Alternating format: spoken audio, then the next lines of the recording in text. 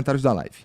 Ô, Tabata, eu acho que é a primeira vez que eu converso contigo como candidata à Prefeitura de São Paulo. Assim, teve um debate semana passada, nessa semana, que eu acho que você tá se esquecendo. Mas ali não conta, sabe? Lembra que a gente, logo quando você chegou, que você falou assim, que eu falei, ó, você tem 3 minutos. Você falou, pô, tô acostumado aí a conversar contigo e ter horas. E ter horas, então, exato. Mas sim, então, aí... aqui, como candidata, é a primeira vez. Pois é, então eu não sei por que você resolveu... Antes da gente começar, tu falou, eu gosto de confusão. Mas, porra, Eu não falei isso, não. porra, assim, tu tá numa posição de deputado federal e decide concorrer às eleições de São Paulo, que você sabe que vão te chamar de muito nova ou de despreparada e etc, etc. Isso é o mínimo, porque depois se transformou numa coisa muito maior, com Essa eleição tá muito maluca. uma eleição maluca, Total. né? Então, virar prefeita de São Paulo, como é que foi? Por quê? Eu vou ser bem direta e transparente, vai soar um pouquinho arrogante e tá tudo bem. Tá bom. Beleza, eu sou mulher, tô acostumada com esses rótulos tudo. A primeira coisa é que eu sou uma deputada foda. Entendi. Em 6 anos eu fui relatora, autora, coautora de 20 projetos que viraram lei. Nessa semana, o Lula assinou um projeto que eu escrevi. Então, tipo, eu sou garruda. Eu vou pra cima, eu trabalho... Eu ia falar feito uma corna, assim. Dou tudo que eu tenho, eu sei juntar gente. No momento, tipo, que a política valoriza muito o palco, o like, o estardalhaço, eu vou um pouco contra essa maré. Eu soube juntar muita gente no Congresso e eu consegui aprovar muita coisa. E eu já vim aqui e falei várias vezes, o absorvente na escola, a vacina pro professor na pandemia, o pé de meia, tipo, R$200 por mês, mais 1.000 por ano para nenhum jovem desistir do estudo, o marco das startups, que eu fui uma das autoras, o projeto de mudanças climáticas. Então, para mim vem sendo uma baita experiência, sabe? Alguém com a minha história. Tipo, isso aqui não é o lugar que as pessoas imaginam para mim. Filha de uma diarista, de um cobrador de ônibus, alguém que teve tanta oportunidade, chega no Congresso e vê que dá para retribuir, que dá para fazer coisa concreta para que a minha história não seja exceção. Mas que é muito diferente, não é? Mais ou menos. Ser deputado e ser prefeito. Então, acho que tem uma coisa, qual que era meu medo? Vocês vão entender. Quando eu fui eleita, tipo, eu tive uma puta votação, mais de 250 mil votos, mas eu tinha medo de ser do baixo clero, de, tipo, ficar isolada. Eu sou muito idealista, eu sou muito bocuda, desbocada, diriam algumas pessoas. Eu vou pra cima e deu pra fazer. E eu fui pra reeleição e muita gente falando, Tabata, vocês vão lembrar, a última eleição foi mega polarizada. Todo mundo dizia, a Tabata não tem chance. Porque a Tabata não é Lula nem Bolsonaro. A Tabata vem aqui falar de projeto. E eu fui a única deputada dos mais votados que conseguiu aumentar de votação. Tipo, Sâmia e Kim não conseguiram. Eu consegui aumentar. Então, acho que tem assim, tá... Dá pra fazer, sendo idealista, sendo honesta, sendo do meu jeito. E as pessoas estão gostando do que eu tô fazendo. Tipo, eu perdi voto na Bela Vista porque a elite é muito polarizada, mas eu cresci muito no extremo sul e extremo leste. E aí tudo que a gente viveu de pandemia, de crise econômica, todas as tragédias que estão acontecendo em São Paulo, de população de rua, o trânsito, a escola. Então uma coisa de, eu acho que eu sei fazer esse negócio. Tem gente que gosta dessas ideias que eu tô trazendo para fora da polarização e minha cidade tá um caos. Eu fui presidente da bancada da educação, aprovei um bocado de coisa e a minha cidade foi a capital que mais andou para trás na educação. Eu sou filha de um cobrador de ônibus e olha a tragédia que tá o transporte público. Então, as decisões, elas nunca vêm de uma coisa só.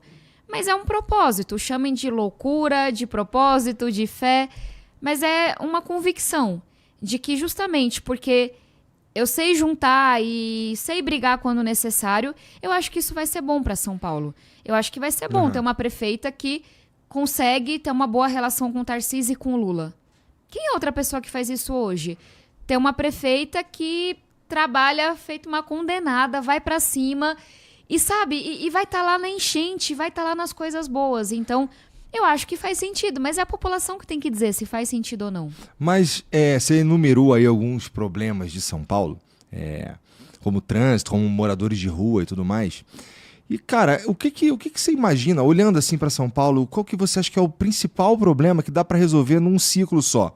Que, sei lá, no caso você seja eleita, dê para falar dele para defender uma reeleição, por exemplo. Sabe, uma coisa que seja prático. Porque, assim, eu concordo que, uma educação de base é um troço que transforma e tudo mais, mas tem uma galera que tá no sufoco agora, sabe? Eu sei.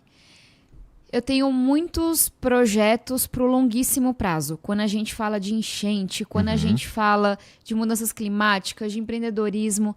Mas o que eu espero ser reconhecida e reeleita por, se for da vontade de Deus e do povo, é porque eu fiz o básico bem feito. É as pessoas, tipo, poderem respirar e falar, temos uma prefeita. Tipo, temos uma prefeita que está trabalhando todos os dias como se fosse véspera de eleição e as coisas básicas voltaram a funcionar em São Paulo. Eu acho que é Entendi. isso. Pode parecer pouco, mas o que é o básico? A prefeitura cuida do básico. É a mãe poder ir trabalhar e saber que vai ter escola o dia todo para o seu filho, não só com português e matemática, mas com robótica, com teatro, com basquete. O que é o básico?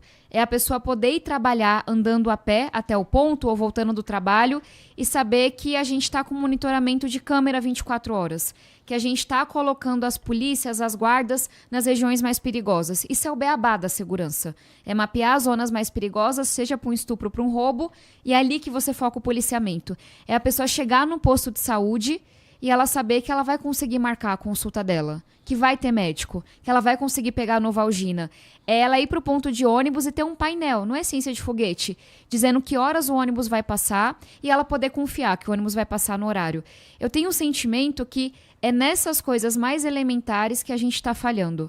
E é por isso que as pessoas estão adoecendo tanto mentalmente, é por isso que está todo mundo muito estressado, porque é o dia todo as coisas mais básicas falhando. E essas coisas falham porque a gente não prestou atenção nelas ou porque a gente não é eficiente na hora de colocar em prática o que está planejado?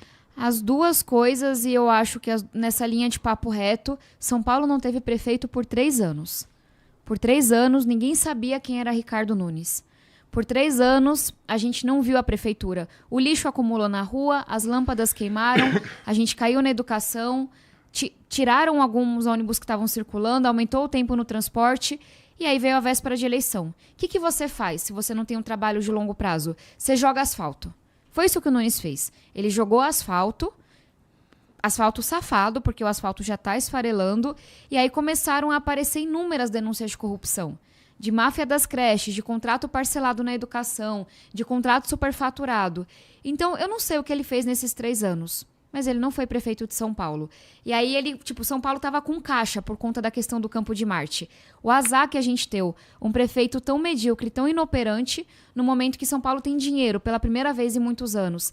E aí chegou a véspera de eleição, ele estava com mais de 30 bi em caixa, dinheiro para gastar. E aí como é que você gasta dinheiro rápido na prefeitura? Você coloca asfalto.